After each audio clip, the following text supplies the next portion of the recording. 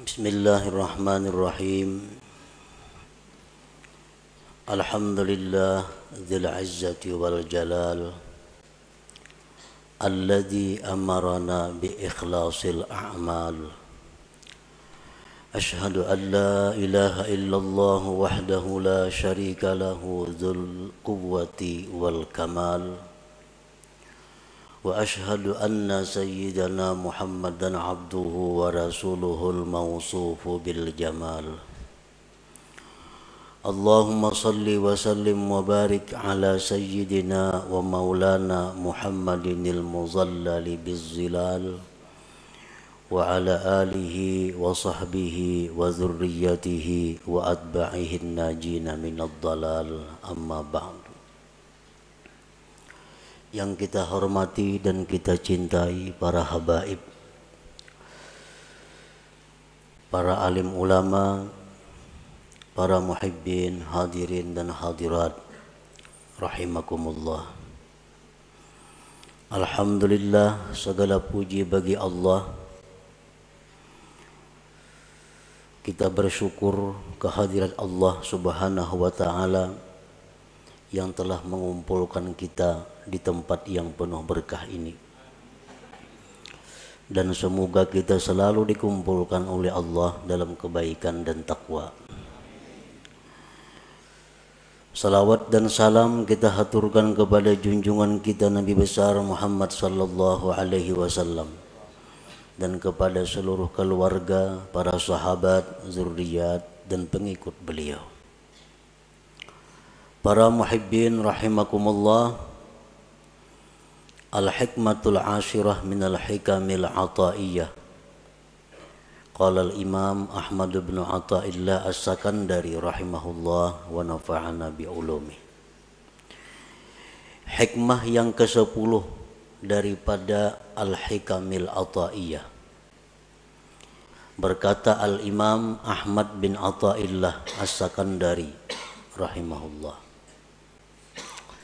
al-a'malu suwarun qa'imah wa arwahuha wujudu sirril ikhlasi fiha. Bermula amal-amal adalah rupa-rupa yang berdiri, dan roh-roh itu amal adanya sirrul ikhlas pada amal itu. Nah, para muhibbin rahimakumullah, dimaksud dengan apa yang disebutkan oleh Al-Imam Ahmad ibnu Athaillah tadi adalah al-a'malul jismaniyatu wal qalbiyatu ajsadun. Bermula amal-amal, baik itu amal-amal berupa jismani seperti sembahyang, membaca Al-Quran,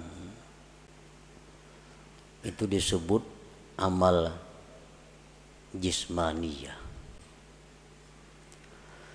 Ataupun amal-amal berupa qalbiyah, amal-amal hati seperti taubat.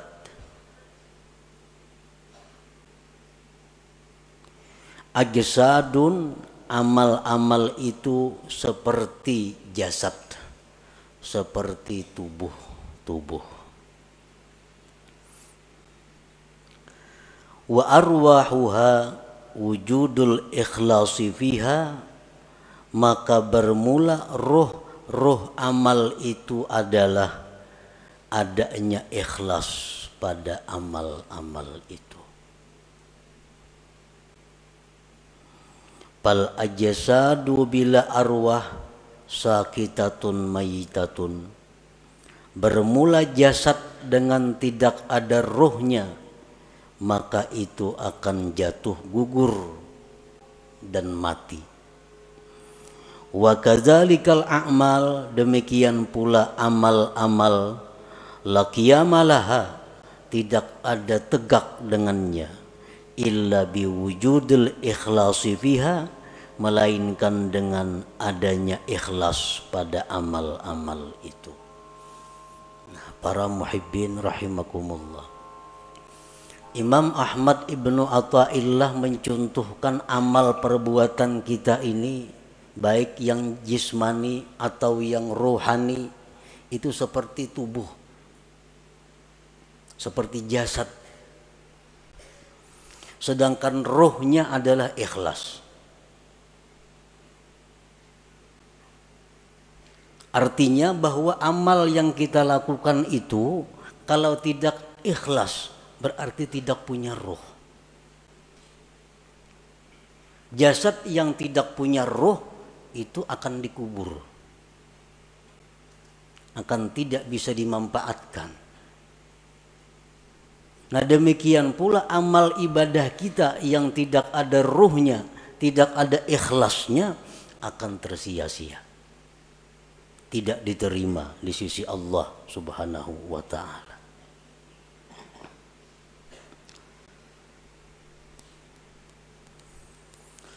Qala Allah Ta'ala fi kitabihil karim, man kana yuridul ajila ta'ajjalna lahu fiha ma nasha liman nurid thumma ja'alna lahu jahannama yaslaha mazmuman madhura.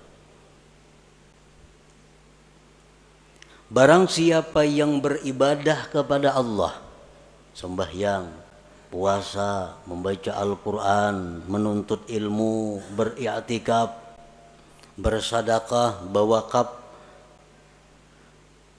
Barang siapa yang beribadah kepada Allah dengan tujuan duniawi, nah, dengan tujuan dunia. Orang bersadaqah tujuan supaya dipuji, dia sembahyang dengan tujuan disanjung orang, maka ujar Tuhan, kami segerakan baginya padanya yang kami kehendaki bagi orang yang kami kehendaki. Maka artinya yang dia maksud dengan pujian itu akan didapatkannya.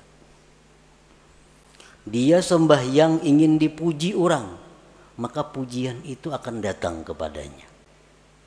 Dia bersedekah ingin dihormati orang, maka kehormatan itu akan datang kepadanya. Summa ja'alna lahu jahannama yaslaha, kemudian kami jadikan bagi dia neraka jahannam yang dia masuki. Mazmuman, hal keadaan tercela, madhuran, dan dilaknat Allah. Surat Al-Isra ayat 18.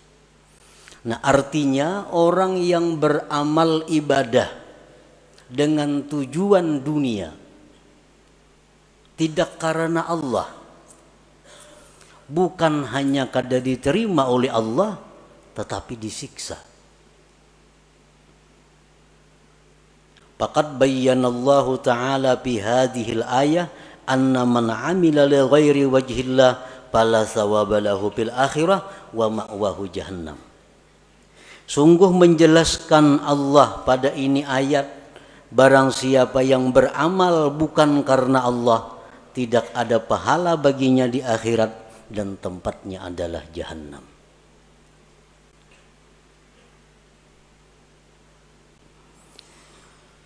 Para muhibbin rahimakumullah, Rasulullah sallallahu alaihi wasallam bersabda, innal abda la ya'malu a'malan hasanah fatas'adul malaikatu fi suhufin mukhtatamah fatulqa baina yadayillahi ta'ala fayaqulu alqu hadhihi as-sahifah fa innahu lam yurad bima fiha wajhi.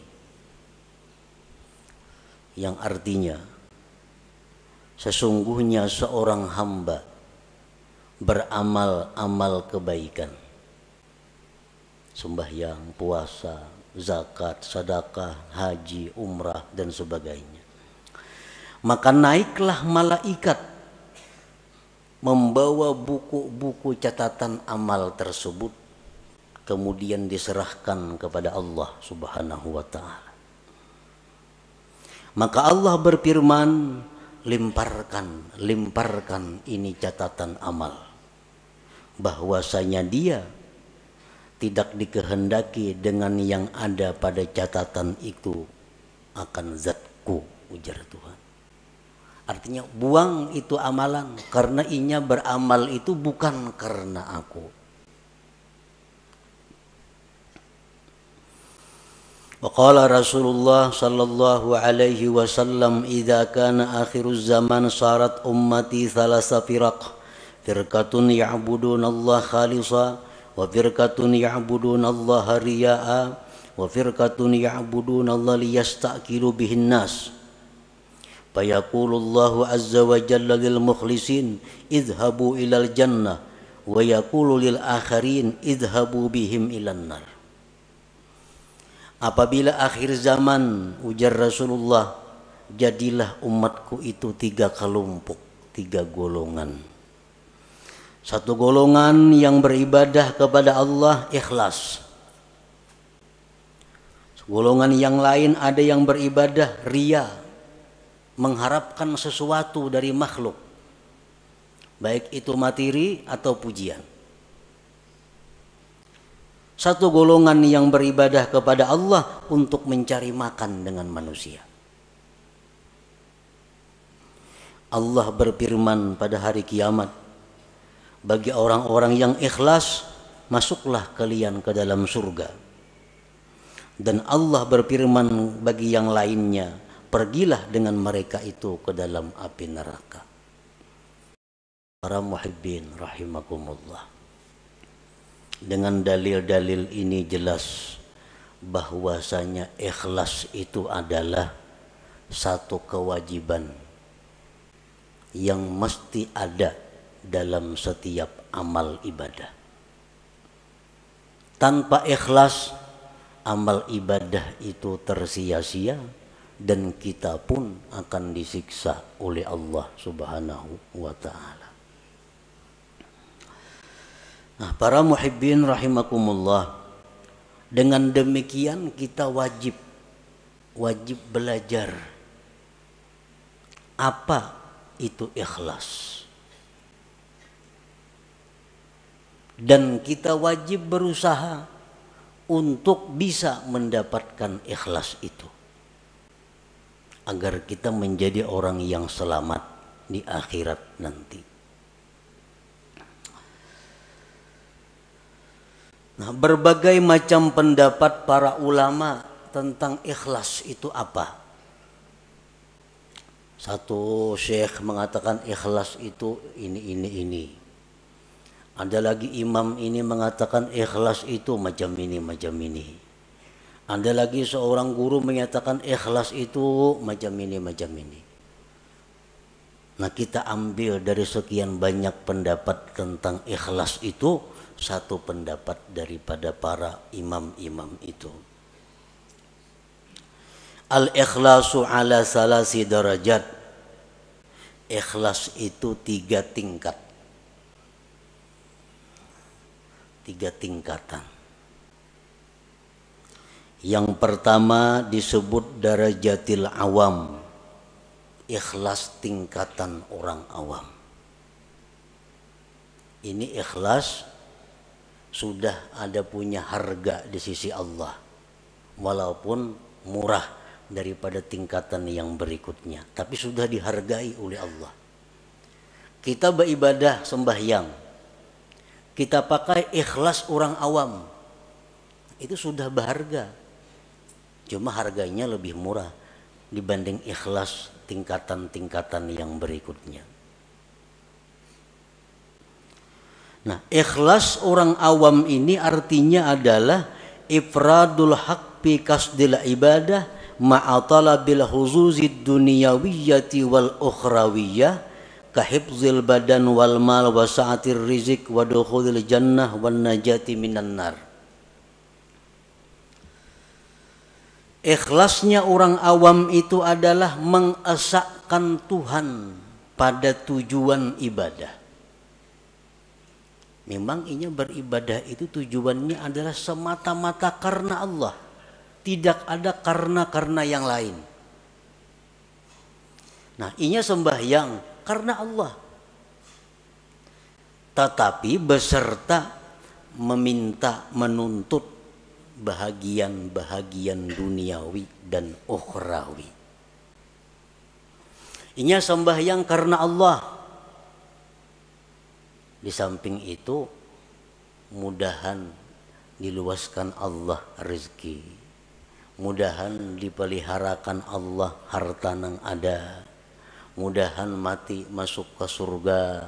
Mudahan terhindar daripada api neraka contohnya. Nah, ini sudah ikhlas untuk golongan orang-orang awam. Inya berzakat tunya karena disuruh Allah, perintah Allah. Tetapi inya ada minta kepada Allah. Dengan berzakat ini dia minta kepada Allah agar hartanya bertambah, hartanya terpelihara, hidupnya selamat dunia dan akhirat. Nah, ini ikhlasnya orang awam. Beribadah semata-mata hanya karena Allah, tetapi ada minta macam-macam dengan Allah. Baik itu urusan duniawi atau ukhrawi. Nah, ini sudah masuk ikhlas. Walaupun ikhlas yang paling rendah. Kita membaca surat Waqiah umpamanya. Membaca surah Waqiah karena Allah. Tapi ada harapan, mudah-mudahan diluaskan Tuhan rezeki. Nah, itu ikhlas ngarannya. Tapi ikhlas tingkatan orang awam. Inya membaca surat Tabarak, suratul Mulk karena Allah. Tapi mudah-mudahan dalam kubur selamat. Nah, ini ikhlas. Tapi derajatnya bukan derajat yang tinggi.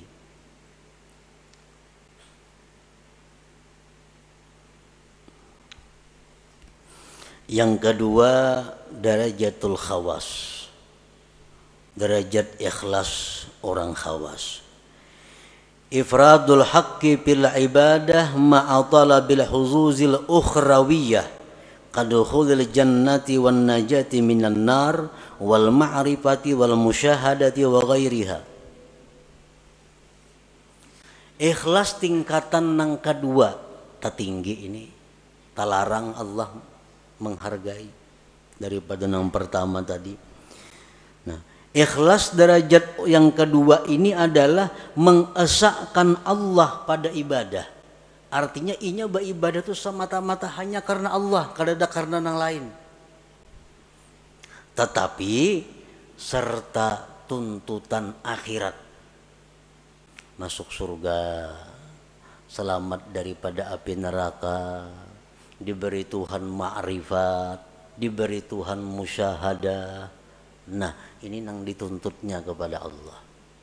Ini berzikir babanya 1000 sehari atau 10.000 sehari. La ilaha illallah, la ilaha illallah. Tujuannya apa berzikir ini? Karena Allah. Allah nyuruh berzikir. Tapi inya minta kepada Allah agar diberi makrifat kepada Allah, agar diberi musyahadah.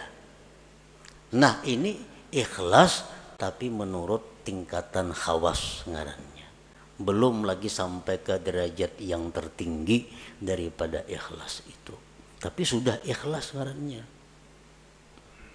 Ya, tadi orang membaca surah Tabarak supaya dalam kubur selamat daripada fitnah kubur. Nah, ini ikhlas. Tuntutan akhirat. Ini ikhlas derajat khawas ngarannya. Inya kadada dalam ibadah itu minta kepada Allah urusan dunia kadada. Nah, beribadah kepada Allah karena Allah, nang dimintanya kepada Allah urusan akhirat. Kadada urusan disihatkan badan, kadada urusan dimurahkan rezeki, kadada urusan berdagang supaya payu, kadada. Urusannya apa? Inya beribadah nih karena Allah, nang dimintanya kepada Allah urusan akhirat. Nah, ini ikhlas tingkatan nang nomor 2. Ini lebih hebat daripada yang pertama tadi. Yang ketiga, darajatul khawasil khawas. Nah, ini derajat yang tertinggi. tahqiqul ubudiyah wal qiyamu bi huquqir rububiyah bil ibadah. Dia beribadah itu semata-mata memantapkan kehambaannya dan mendirikan dengan hak Tuhannya. Aku beribadah ini semata-mata karena Allah dan aku ini adalah hamba Allah, titik. Perkara masuk surga, perkara neraka itu kada tahu urusannya. Nah, inya berzikir karena menjunjung perintah Allah, habis ingat situ. Inya sembahyang, aku semata-mata menjunjung perintah Tuhan karena aku nih hamba, aku mesti sembahyang. Habis ingat situ. Kadada macam-macam lawan Tuhan tuh kehendak permintaan kadada. Nah, inilah derajat ikhlas yang tertinggi itu. Nah, para muhibbin rahimakumullah. Jadi apapun di antara derajat ikhlas yang 3 macam itu, apabila ada di dalam amal ibadah kita, maka amal ibadah kita itu sudah hidup, sudah punya roh. Artinya ada harga di sisi Allah Subhanahu wa taala. Kita membaca Quran, di dalam situ ada ikhlas, walaupun derajat-derajat orang awam sudah selamat. Apalagi kita membaca Quran, di situ ada ikhlas derajatnya orang khawas, lebih larang lagi Allah menghargai. Apalagi ikhlas nang nomor 3, makin larang lagi harganya. Nah, makanya ibadah itu dibalas 10, bisa 70, bisa 100, bisa lebih pada itu, tergantung mutunya ibadah itu, tergantung kualitasnya ibadah itu. Para muhibbin rahimakumullah. Nah, jadi kita sudah tahu pentingnya ikhlas tadi. Pentingnya kita beribadah itu karena Allah. Kalau kadang macam itu, sembahyang kita ditolak dan kita disiksa. Kita puasa kada karena Allah, puasanya ditolak dan kita disiksa. Kita bersedekah kada karena Allah, berbagi-bagi duitnya, tapi kada karena Allah, duitnya kada diganti Tuhan, berpahala kada, disiksa, duitnya habis. Kalau orang tuh bersedekah karena Allah, akan mendatangkan kelapangan, mendatangkan kebahagiaan. Karena Allah. Tapi kalau orang ini membagi-bagi duit, membagi baras, membagi apa, kada karena Allah, ujung-ujungnya bisa gila, bisa stres. Karena kada karena Allah. Nah, ini akibatnya dalam dunia pun sudah menderita.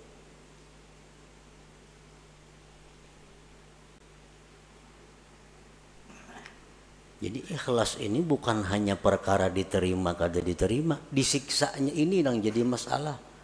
Sembahyang nang mestinya jadi ibadah berbalik menjadi maksiat. Membaca Quran nang mestinya ibadah karena kada ikhlas jadi maksiat. Bersedekah nang mestinya ibadah tapi karena kada ikhlas jadi maksiat. Nah, oleh karena itu kita wajib fardhu ain mempelajari apa itu ikhlas supaya bisa amal itu diterima oleh Allah Subhanahu wa taala. Dan sesudah kita belajar ikhlas tadi macam itu, tinggal kita berusaha bagaimana cara mengamalkan, bisa melakukan ikhlas itu. Para muhibbin rahimakumullah. Yuktasabul ikhlas bitadabburil ayati wal akhbar fi targhibil ikhlas wa tarhibir riya. Nah, supaya kawa ikhlas, kita sudah tahu tuh di ikhlas tadi, ibadah nang karena Allah, kada ada karena nang lain-lain, itu ikhlas. Tahu sudah kita. Cuma kayak apa supaya kau menerapkan itu di dalam ibadah kita. Nah, ikhlas itu diusahai pertama dengan merenungi ayat-ayat, hadis-hadis yang menggemarkan ikhlas dan menakuti riya. Nah, kita cari, kita renungi Al-Quran bagaimana memuji orang yang ikhlas. Al-Quran, Al-Hadis bagaimana menerangkan akibat surga terhadap orang yang ikhlas. Al-Quran, Al-Hadis menakutkan bagaimana orang yang kada ikhlas. Orang yang kada ikhlas itu beramal, apapun amal ibadah kada ikhlas, itu di akhirat dipanggil Allah dengan panggilan ya munafik, hai munafik. Ya ghadir, hai penipu. Kita tuh beribadah kada ikhlas, Allah memanggil di akhirat dengan panggilan hai penipu, hai orang munafik. Nah, ini yang kita renungi hadis-hadis seperti ini agar kita bisa ikhlas.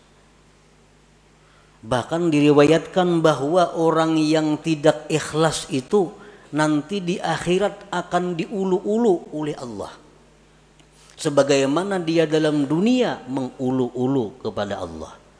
Kan sembahyang, tapi sembahyang ini yang dicarinya adalah pujian. Itu mah ulu-ulu Tuhan ngarannya. Kisahnya menyembah Tuhan, tapi hatinya menyembah orang yang dia harapkan. Nah, di akhirat dibalas Allah. Jar Tuhan pulang bin pulan masukkan ke surga. Masukkan, nah bejurut kesukaan ke surga. Sampai kamu ke pintu surga, ditutup orang pintunya, tak ditutup. Nah, ujar Tuhan dalam dunia ikam maulu-ulu aku, sekarang giliranku maulu-ulu ikam. Nah, ditampayakan surga kenikmatan, sekalinya kada boleh masuk ke neraka dulu singgah. Nah, inilah akibat orang yang maulu-ulu Allah di dalam dunia. Bersedekah itu ibadah, mestinya karena Allah. Tapi kalau kada karena Allah itu istihza billah, maulu-ulu dengan Allah. Allah akan membalas nantinya ulu-ulu itu di akhirat. Nah, jadi kita untuk dapat ikhlas itu pertama merenungi ayat Quran, hadis-hadis Nabi tentang bagaimana orang ikhlas, bagaimana akibatnya orang itu mun kada ikhlas. Yang kedua, supaya bisa ikhlas itu wa bi ikhfa'i wa kitmanil hasanati wal a'malis shalihat, menyembunyikan amal-amal saleh itu, baik waktu melakukannya atau sesudah melakukannya. Nah, bersembunyi ini mendukung supaya ikhlas. Beramal saleh, sembahyang sunat, pokoknya hal-hal yang kada disuruh kita benampak, sembunyikan amal-amal itu. Jangan dikisah-kisahkan, jangan dikuya-kuya, karena mengurangi nilainya, bahkan bisa menggugurkan pahala. Nah, kita menyimpan amal saleh serapi-rapinya itu membantu keikhlasan. Yang selanjutnya agar kita bisa ikhlas, nah ini yang paling penting, wabikat ittama anil khalqi, memutus tamak daripada makhluk. Selama kita masih tamak dengan makhluk, kita sulit untuk ikhlas itu. Nah, selama kita masih ada yang kita kehendaki daripada makhluk, sulit untuk ikhlas. Kita kepingin makhluk itu sayang lawan kita kepingin makhluk itu hormat lawan kita kepingin makhluk itu mencintai kita kepingin makhluk itu memberi sesuatu kepada kita kepingin makhluk itu agar memilih kita. Selama itu ada dalam hati, kita sulit untuk ikhlas. Nah, sulit untuk ikhlas. Jadi putuskan harapan-harapan kepada makhluk.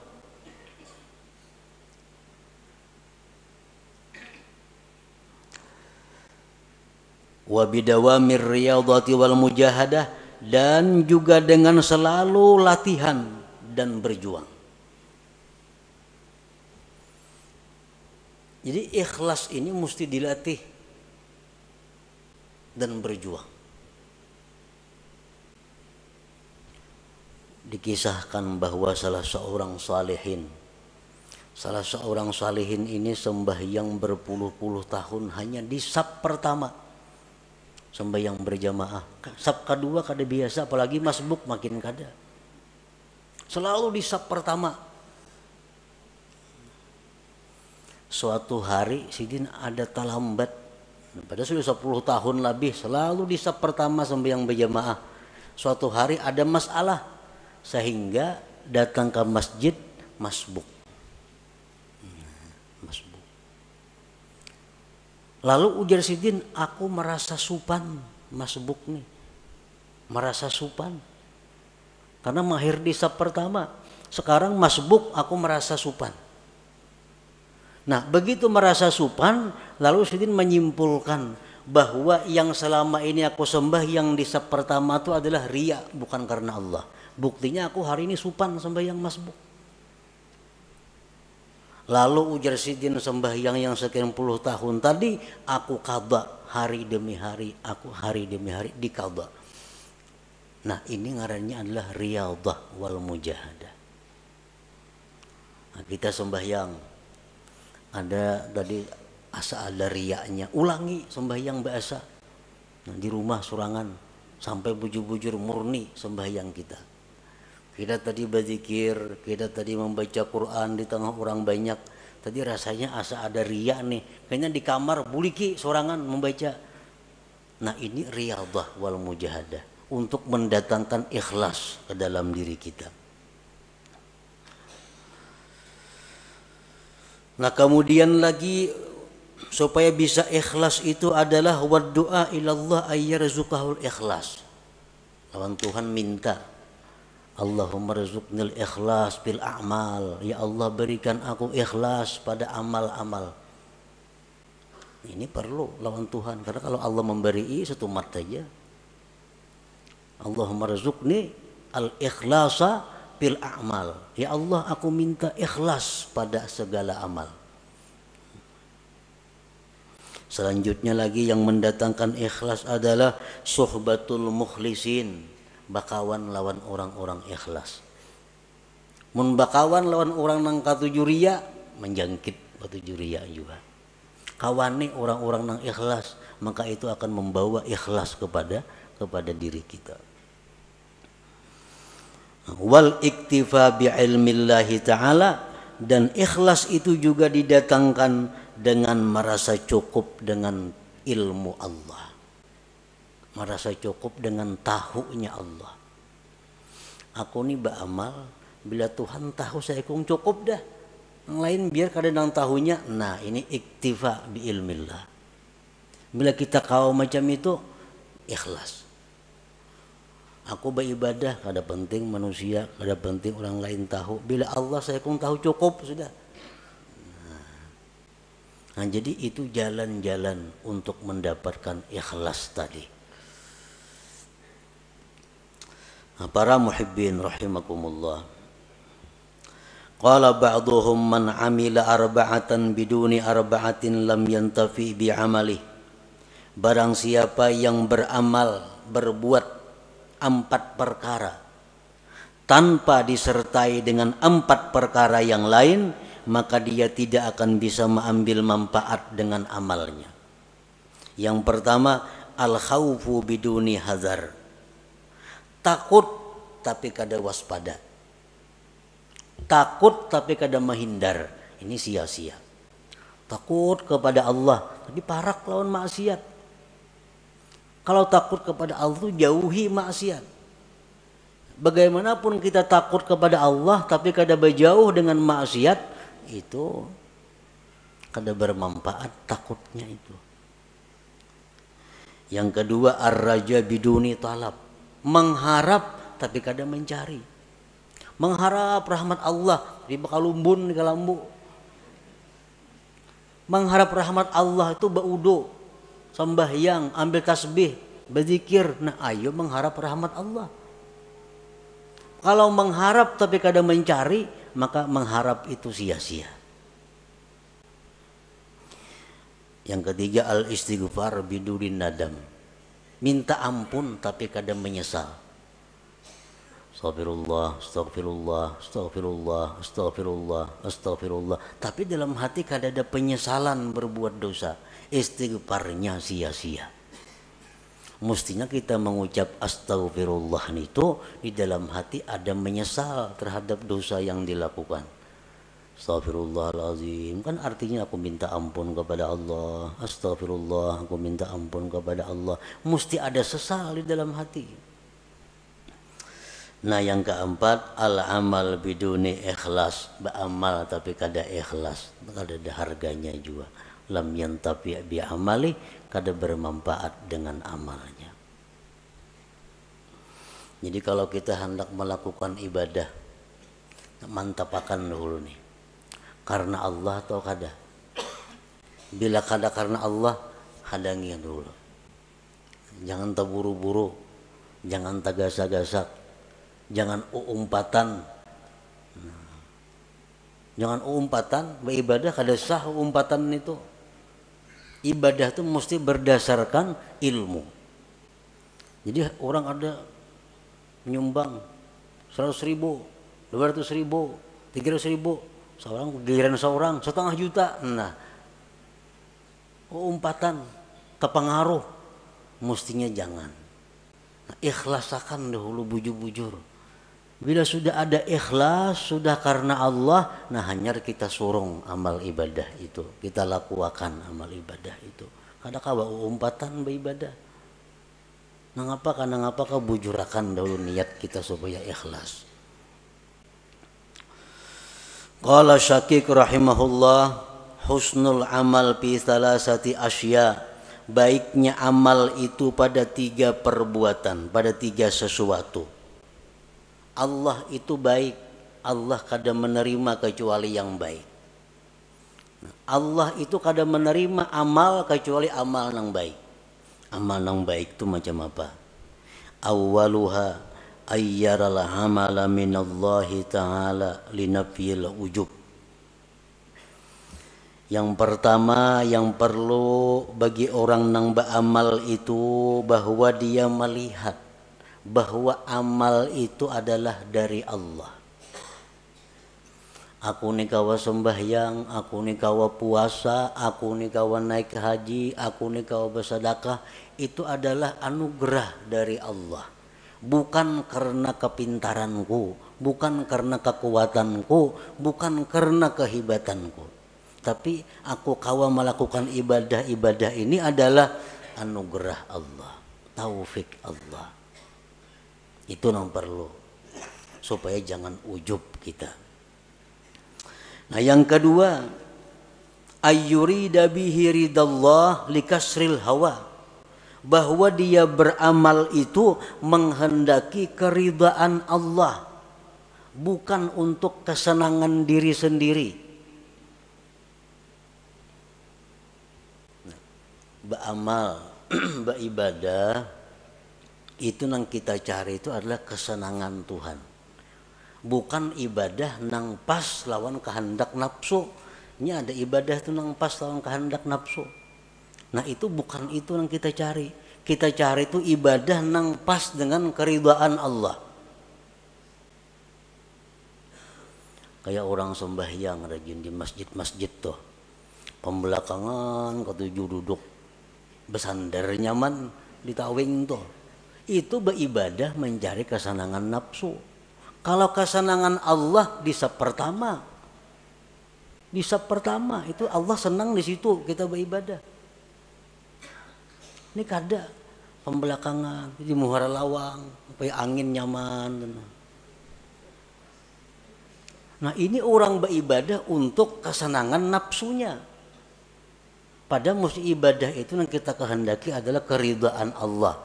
Usahakan bahwa Allah nang disenangkan, bukan nafsu kita, bukan hawa kita. Ini sudah lumrah. Ibadah tuh kalau pas nang lawan nafsu katujuh aja menggawi kita. Tapi kalau ibadah nang kada cucuk lawan nafsu, nah ini berat. Padahal ibadah itu kita kehendaki adalah keridhaan Allah, bukan keridhaan nafsu kita. As-salis yang ketiga, ayyabtagiyas sawab minallah, bahwa dia mencari pahala itu dari Allah. Linafi riya, untuk menolak riya. Kita beribadah mencari balasan itu lawan Allah, supaya jangan riya.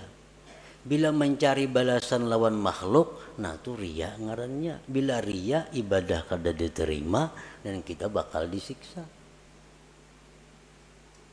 Kita minta kepada Allah bahwa dengan ibadah ini, kita ibadah ini melakukannya karena Allah, dan kita minta supaya kita jadi orang yang mulia. Nah ayuh, tapi yang diminta asal Allah. Kita beribadah membaca Quran karena Allah, dan mudah-mudahan Allah buka pintu rezeki seluas-luasnya, boleh aja karena kita minta kepada Allah. Nah kita beribadah kepada Allah sambil mengharap agar makhluk-makhluknya mencintai aku. Ayo kada Bapak, asal yang diminta kepada Allah. Nah kalau kita beribadah untuk cari perhatian kepada makhluk, nah ini Allah nang marah. Kita beribadah supaya inya hormat kena lawan aku. Nah inya kita beribadah supaya inya memperhatikan lawan aku. Makhluk nih. Nah ini nang dimaksud nang kada boleh itu. Bahwa ibadah kita ini tapi tujuannya adalah kepada makhluk Allah. Nah bila ibadah yang demikian itu ada pada kita, maka ibadah itu macam orang mati. Arti orang mati apa? Dipatak, dikubur, tidak bisa dimanfaatkan apa-apa. Nah ibadah yang ikhlas itu adalah ibadah laksana jasad yang punya roh. Jasad yang punya roh adalah jasad yang bergerak, yang bermanfaat. Nah ibadah yang punya roh, ikhlas adalah ibadah yang bisa kita ambil manfaat baik di dunia dan di akhirat. Nah kemudian hikmah yang ke-11. Ila hadratin Nabi sallallahu alaihi wasallam, al-Fatihah. Iyyaka na'budu wa iyyaka nasta'in, ihdinas siratal mustaqim, siratal ladzina an'amta 'alaihim. Ya Allah biha, ya Allah biha, ya Allah bi husnil khatimah, ya Allah biha, ya Allah biha, ya Allah bi husnil khatimah, ya Allah biha, ya Allah biha, ya Allah bi husnil khatimah. فيا أيها الرجل منه شفاعة صلوا عليه وسلموا تسليما.